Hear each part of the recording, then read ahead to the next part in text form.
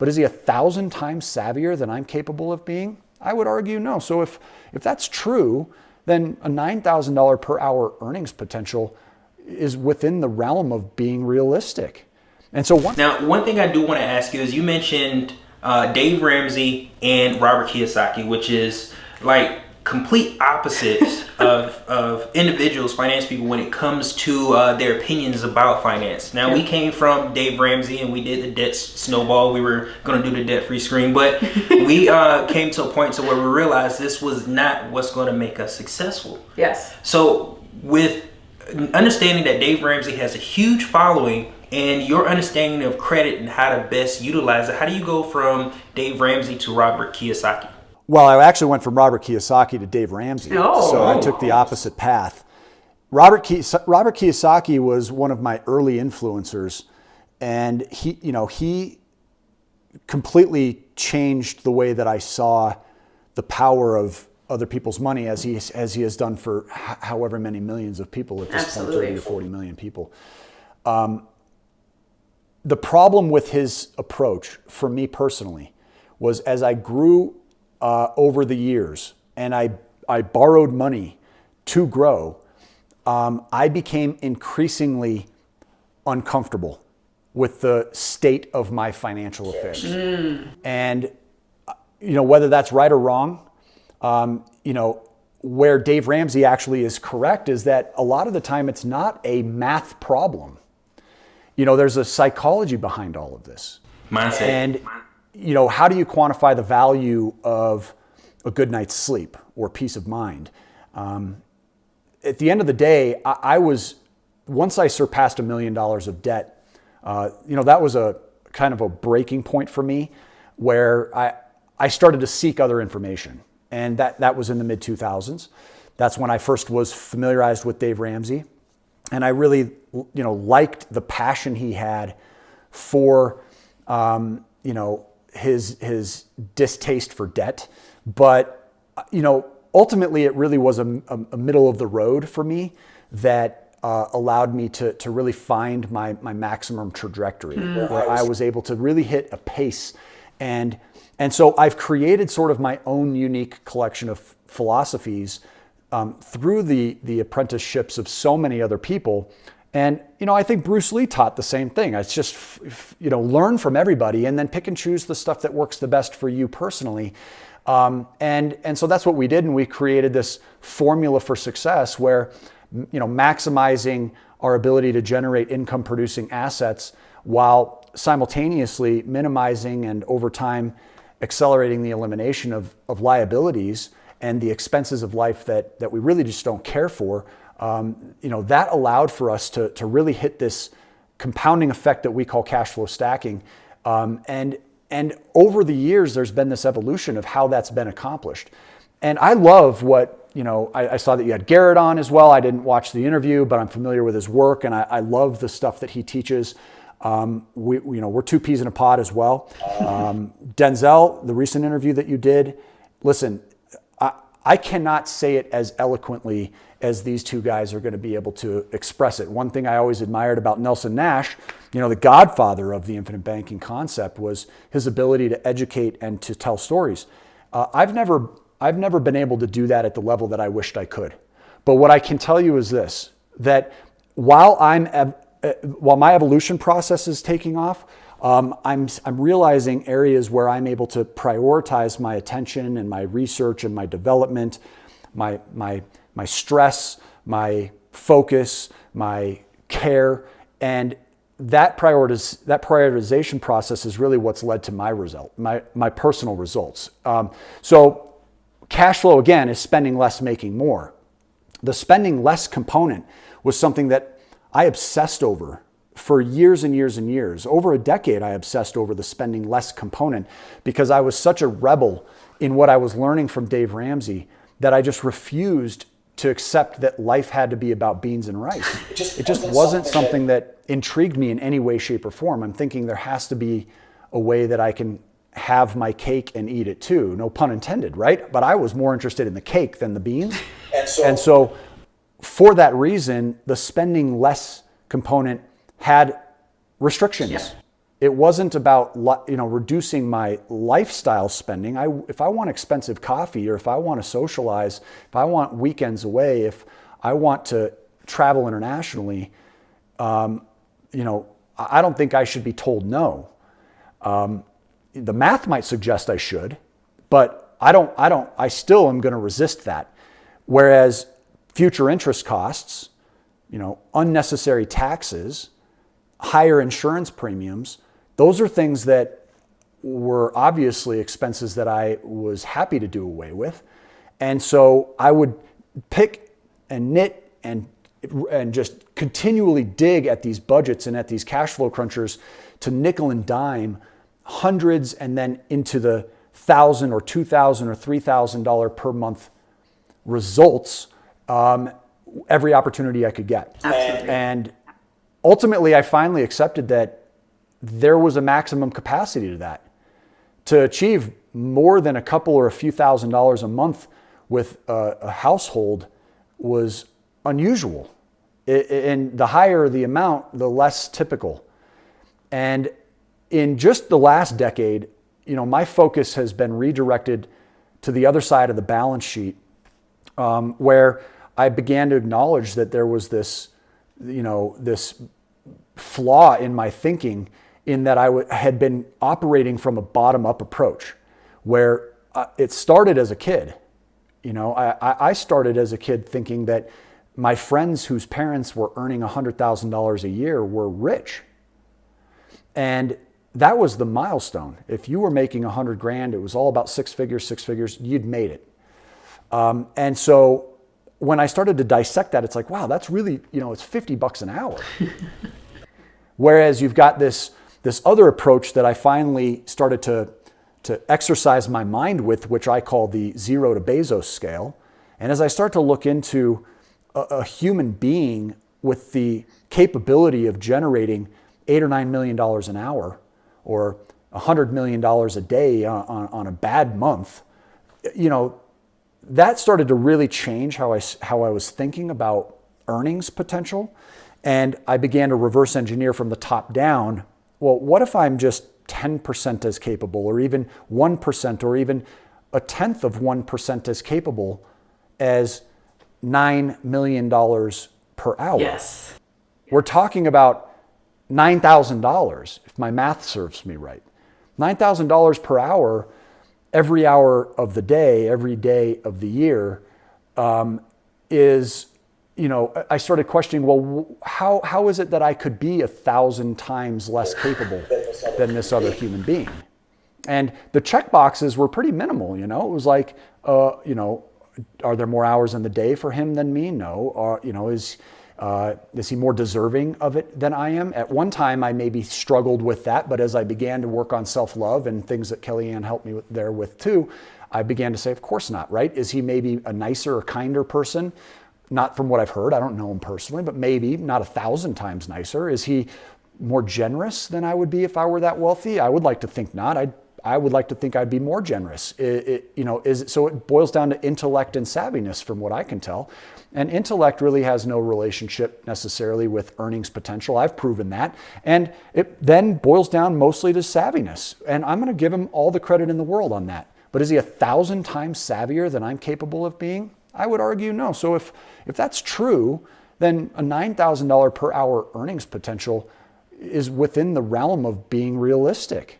And so once I started to shift my mentality on that side of the balance sheet, I started to focus my attention more on the income and the income producing assets that I was developing versus the how do I manipulate the way that my primary residence mortgage is serviced in order to prevent, 2/3 or 3/4 worth of the interest costs over a 5-year period of time. While that's certainly fabulous, and I never want to trivialize the net results that you can accomplish by really nitpicking that side of our financial game plan, it makes up such a small piece of what I know is possible if I'm really minimizing how much I'm putting into that aspect and then maximizing how much effort and energy I have available on the other side. That's really where the biggest transition happened for me. And we invented a term 15 years ago called debt weapons, which really just defines any tool that maximizes cash flow.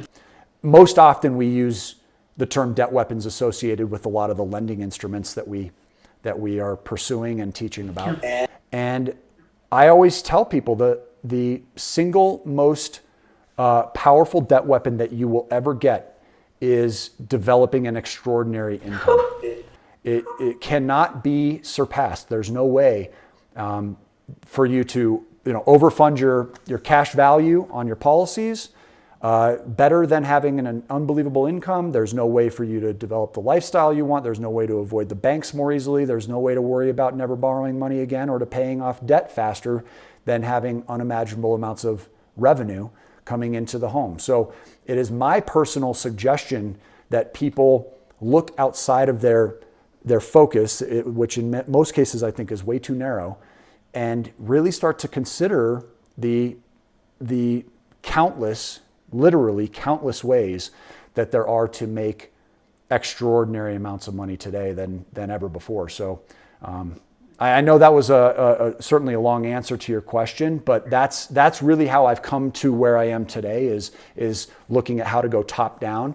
And I think that a combination of Kiyosaki and Ramsey was a really important piece of that. Man, that was the best explanation that I've heard in a very long time. Man, because got me in tears. I like how you started with the mindset, like the way you thought about your value and how you can connect that to other people that have the same amount of time in the day. They have the same abilities, but what's the difference? The difference is how you think. Yeah, how you apply, the savviness, like you said. There were, again, so many nuggets. I'm sitting here like, thank God this is on video, so I don't have to go back and try to take these notes because, ladies and gentlemen, I hope you picked up what Matt was putting down, because this is some of the most powerful conversations that we've had. Because again, if we strip money from everything, all we're talking about is action. Really, when it comes down to it, we're talking about taking action and ownership so that you can go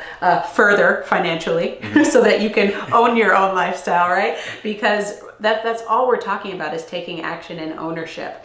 And so with what Matthew was talking about, again, his journey from starting with Kiyosaki, we haven't heard that yet, starting with Kiyosaki, and then learning from Dave, that's amazing. Ours went the other way. And I think we both understood that, hey, we can grab a little bit from everyone, make our own fruit salad, and it's going to be really enjoyable because we're going to take what we've learned and apply what we think is best for us. No question about it. I love what you said there about consistency, because I say it as many times as I have an opportunity. Consistency is the single most important ingredient to any of this stuff working. You guys can attest to that. Yeah. You've got 200 videos on your channel, right? True. And it's a slow start, but the momentum continues to grow. And I imagine I was probably right about where you are in terms of subscriber count to the efforts that I had put in. But the reason I think consistency is such a powerful conversation for your channel in general is there is no single better ingredient when it comes to your development of an infinite banking concept policy as well. I mean, you have to have the commitment or you shouldn't do it. And the tools that we talk about on our channel, one of which being the infinite banking concept, because all we're really trying to identify are as many debt weapons as possible. I don't have a dog in the race.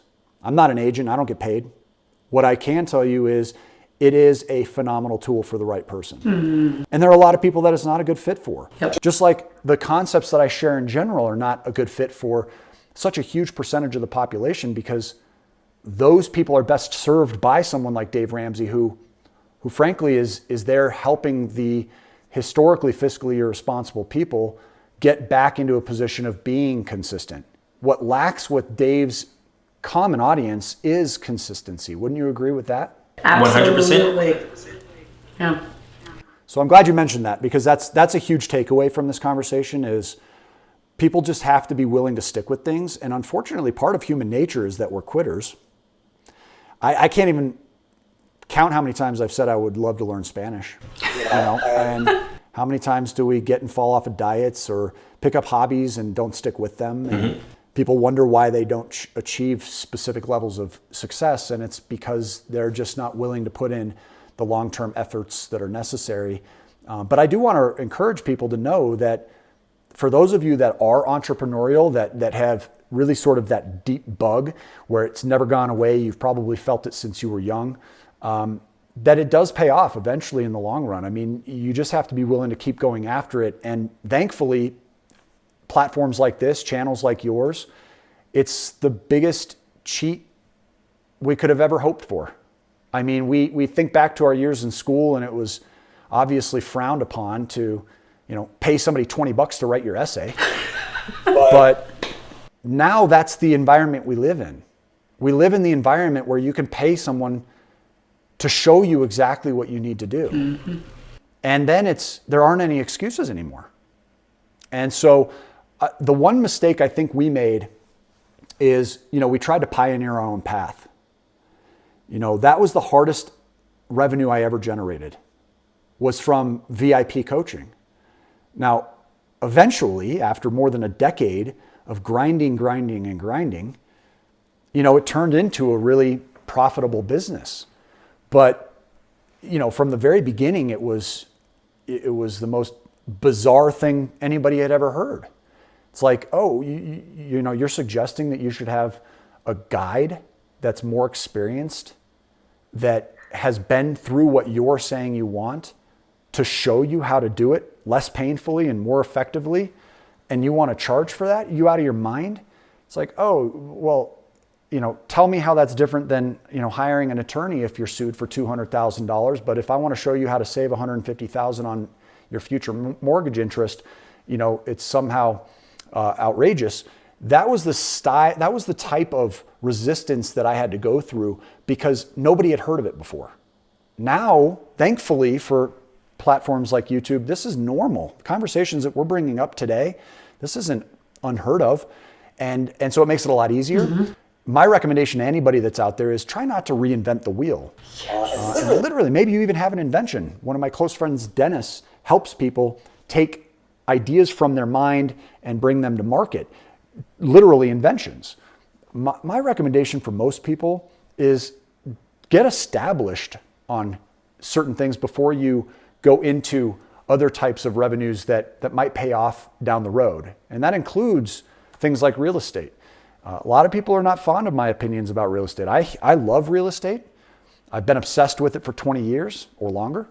I invest in real estate myself, but I personally think that following the path of establishing short-term net cash flow solutions first will allow you an opportunity to really, really benefit from the long-term net worth investment opportunities that exist.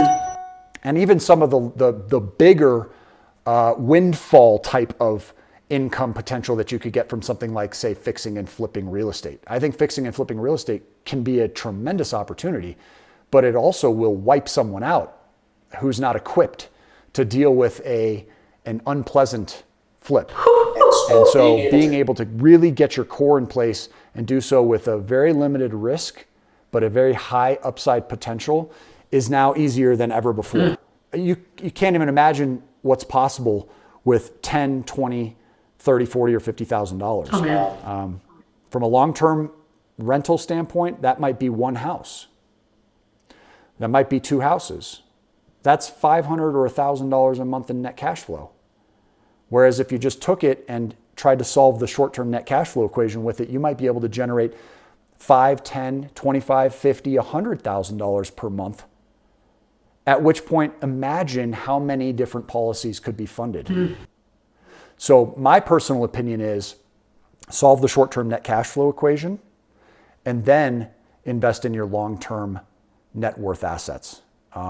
Slightly different prioritization than I started out with, but most definitely the most streamlined approach I've ever taken, and one that I would recommend for everybody. Right, because it came from a place of as a part of your journey, which is really 100%. Important for people to really understand when it comes to people that they connect with. Have them share their own journeys. You're right, and I'm so glad you said that I feel like that there's so much I just want to grab from this conversation. That the short-term net cash flow strategy that you're talking about is gold, because we were just talking to a client about this the other day, because what we find is sometimes people are always like real estate, are looking at these huge investments that they have to make. And we're like, you don't have any money. How are you going to make this work? That's exactly Let's get some right. cash flow. We got to get some money on the table before we start doing these things. So I'm just so glad that you reiterated that. But you said two things that I want you to go back and expound on before. You had mentioned cash flow stacking. I want you to tell us what you mean by that. Tell our audience what you mean by that. And then you said a scale. You said the 0 to Bezos scale. Is that what I heard? Yeah. I want you to expound on that for me. So cash flow stacking is the ability to accelerate the reduction and eventual elimination of liabilities while simultaneously investing in your new income and assets. And that combination of both is what creates the widest gap of newfound cash flow that you can get, spending less and making more while still preserving lifestyle. And that can be done in many, many different creative ways. One of the other concepts that we conceptualized and then have been experimenting with now for the past couple of years is what I call lifestyle assets. Lifestyle assets is the art of being able to create revenue streams that pay you, but that you can also use and benefit from yourself. So an example would be, for instance, the property that I'm sitting in right now is a short-term rental property. This property in a typical market, when we're not dealing with restrictions because of COVID, will bring in somewhere around the 10,000 and up range in monthly revenues, while having it really only occupied somewhere around 50% of the time, sometimes more, sometimes less, depending on the seasonality. And yet it happens to be located in our favorite town in the entire state of Colorado, which is one of our favorite states in the country and favorite areas in the world. So for us, our ability to utilize that property for as often as 2 weeks of every month, if we choose to, has been an absolute pleasure. And yet it still obviously generates us a considerable amount of cash flow every month too. Going beyond that, we now have invested in a recreational vehicle. We've always admired these people on YouTube that are, living the RV life. It looks like a blast. We don't have children. It makes it easy for us to remain geographically mobile. Yeah. And so we want to hit the road. Well, most people would consider an RV a liability. Under most traditional thinking, that's what it would be. And in our case, it's something that we're able to actually generate revenues from, because we're able to then rent out the properties that we would otherwise be staying in and make cash flow from it while spending substantially less than we would be on another primary residence. So it's a lifestyle asset where we get to enhance lifestyle, but still find a way to increase cash flow. So that's the name of the game. Every decision that we make has an underlying question mark surrounding cash flow, including the Polaris that I bought. It's like a side-by-side quad. It's arguably nothing but a liability unless it can be rented out to Airbnb guests that come and stay. They rent them for $500 or $600, literally 5 minutes away, a 5-minute walk away from where we're at per day. So it's a fun equation, again, to try and solve. That's one that we're always working towards. It has both upsides and downsides. It's not all fun. If you've ever tried to both use a short-term rental and rent it out, every couple of weeks, you'll realize pretty quickly that there's kind of this move in, move out process that has to happen every time. So you've got to get creative with that too. Yeah. That's not fun, right? To have to pack up all of your toiletries and get them out of there if you have guests coming to stay. So we're working with little hacks and strategies within that as well, and learning as we go. But again, that goes back to just my rebellious nature and saying, hey, I'm not willing to accept that I can't, eat what I want and still have it after I've eaten it. You know what I mean? The spectrum of 0 to Bezos, again, it just goes back to thinking from the top and then working your way backwards versus thinking about $0 to $50 per hour. I want to be thinking about the $9,000 per hour that a human being has proven, or 9 million rather, per hour that a human being has proven is possible to earn. Yes. $100 million a day being possible. Does that thing, I'm not here to kid myself and try to pretend like I'm going to be creating the next Amazon. What I am here to say is that I'm capable of a lot more than I give myself credit for. And one of the final major evolutions that I think I had to go through as a business owner and as somebody that perpetually wants to pursue potential is being able to properly set goals. Yes. And after lots of research, I finally had to acknowledge to myself that my original goal setting approach was inadequate. I was somebody that would focus on realistic goals that I felt were achievable. And I think a lot of that boiled down to the disappointment factor. If I was missing a goal, I was let down, and therefore I would sort of reduce the goal that I was targeting because I was more likely to exceed it. And of course, then I would have that sense of accomplishment. Whereas instead, I've really transformed that belief system over the past half dozen years, where I really shoot for things that I would have previously considered to be completely unimaginable. I had a mentor back in 2007 who sat me down and challenged me a little bit on this and said, I want you to write down a number on a piece of paper of how much you want to earn per year. And I want you to put a number on there that you think is sort of a fantasy. Like most people, I think I put $1 million down, and I kind of even struggled to do that. I'm thinking to myself, okay, yeah, this is definitely fantasy. And even at that point, I haven't had a year in business where I've earned less than $250,000. So it wasn't a huge stretch, right? But yet it was in my own mind. And he really gave me a hard time about it. And he's like, no, you don't understand. I want you to hit a number that is what you would consider to be completely out of this world. So, I begrudgingly and purely out of peer pressure rounded the number up to 5 million. You know what I mean? It wasn't even within the realm of possibility in my own head.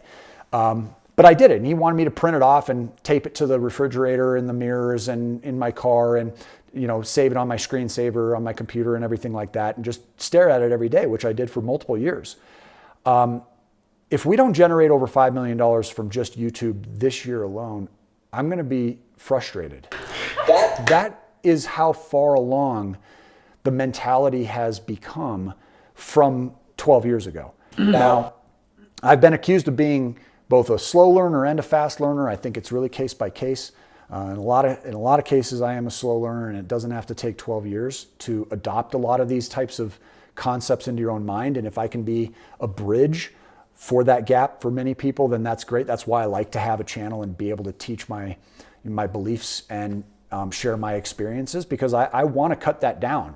And I tell everybody I have an opportunity to who believes that they are an entrepreneur deep down, that if they're not making $1 million or more per year within 10 years or less, that it's entirely because of the commitment factor. It's entirely because of the consistency issue. And again, imagine all of the different areas that you can focus on once you hit those types of levels, and you don't even have to be good at it. I don't even have to be good at real estate at this stage of my career for real estate to inevitably pay off for me. I don't have to look at APYs and split 1 or 2% here or there. I can have tenants that disappoint me. I can have repairs that can unexpectedly pop up. And it's nothing more than just sort of a nuisance, because I can buy the properties with large down payments. I can accelerate the payoff of them, not even in years, but in months. Yep. To where now I just maintain a portfolio of free and clear real estate, and it's created lifelong wealth. The same thing with the infinite banking concept. It's the same type of thing. Figure out where you want to invest. And once you're figuring out those short-term net cash flow solutions, you don't even have to be, the rest takes care of itself. It's easy. It's so true. Gosh, it's again, reaffirming everything that we talk about, everything that Darius and I have conversations about, and really the realizations of you are capable of accomplishing anything that you can put your mind to. Mm-hmm. And we have a check that we stare at, I'm pointing at it right here, every single day, because like you said, there's certain goals that you put in place, and it's those hairy, audacious goals that you don't necessarily think that you can accomplish, but we've been able to accomplish every single one of those checks that we've written to ourselves. Mm-hmm. And it's a beautiful thing to have that visualization and to have it manifest itself. Yeah, absolutely. And one thing that I got from the conversation that you had with us and your experience of the 5 million is we have set goals for ourselves that were high, but they can be a lot higher. Yeah, we're rolling up our sleeves. We're gonna put another digit on that check that we got going on there. That's awesome. And guys, I mean, look, you can miss by 50% and you'll still achieve numbers that are so substantially larger than what you would have hit if you had only missed your meager goal by 10%. Like And that was what finally registered with me when I was listening to people talking about the options of goal setting. Shout out to Brendan Bouchard, you know. I mean, he was one of those mentors that really helped challenge my perspective about goal setting. And I think people just shoot too small. Again, that's the bottom up versus top down approach. Yes. Go top down. You know, why not shoot for $100 million? And if you miss by 90%, you're probably not going to be too upset about it. Not at all. But they say shoot for the moon. If you miss, you still land amongst the stars. And that's exactly it for every facet of life. So thank you for just reaffirming the cash flow stacking and also the zero to Bezos solution. I just think it's important for people to really understand these nuggets that you're putting out there, because we haven't even mentioned a ton about infinite banking today. It's more so just principles and philosophies that we're just trying to get everyone to understand and to share, because in this day and age, especially when we all may be restricted in a certain way, I think Matthew hit on this about creativity and leverage and utilizing the things that you have around you that are assets that maybe we're just not used to thinking of in that way. Right. You know, you said your house is an asset, the quad is an asset, we're cars, whatever it is these days, all we have to do is look around us. There is literally money everywhere around us, and it's just all about being creative and creating opportunities to generate cash flow for you.